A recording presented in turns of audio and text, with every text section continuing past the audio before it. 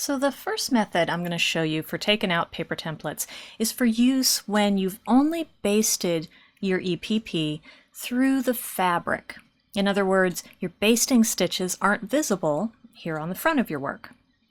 You may notice when you've finished patchworking that the work's kind of wonky looking, and that's just because you've been folding it every which direction while you've been sewing all those pieces together.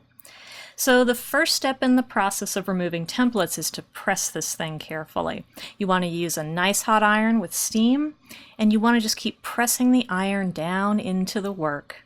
And it's a great idea to press it from the front side and the back side.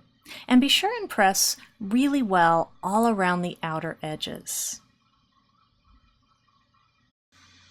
Now once your work is perfectly smooth and flat again, we'll flip it over to the back and pull out these templates. I'm going to leave this basting here. It is not hurting a thing, and it's not showing on the front of the work, so there's no reason to deal with it. Instead, I'll just reach in till I can feel the edge of the paper template with my thumb, and then I just peel it right out. They actually come out pretty easily. I do end up bending my templates up a little bit in this process. Don't worry about that too much. Your templates are probably going to look a little bit like potato chips at the end, but you can just flatten them out again with a warm iron. Now some people like to take a little crochet hook and reach in with that until they can feel the edge of the paper, and then they hook it and pull it out. So you may want to experiment with that method, see if you like it better. Anyway, when the last template comes out, then your EPP has morphed into this beautiful, fluid, smooth piece of patchwork. Pretty cool, huh?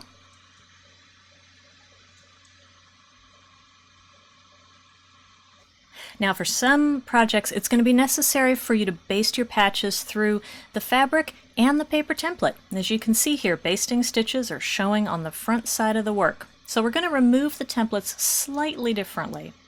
First step, as always though, is to give it a really good steam pressing.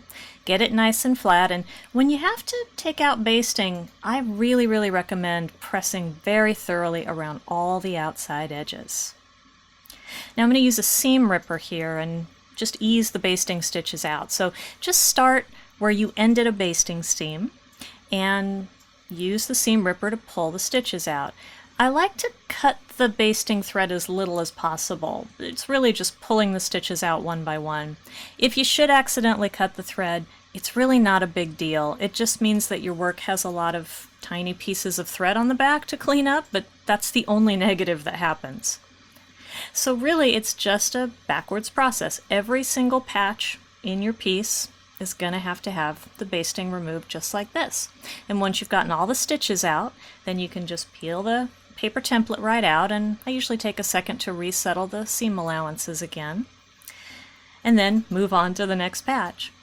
This is one reason why, whenever I'm able to, I like to baste an EPP project so that I only baste through the fabric, not through the paper template, because at the end of the project, when you're taking out templates, it really does save you a lot of work. But some projects really require it. So, when this last template comes out, then you go from stiff EPP to nice, smooth flowing patchwork. And that is all there is to taking out those paper templates.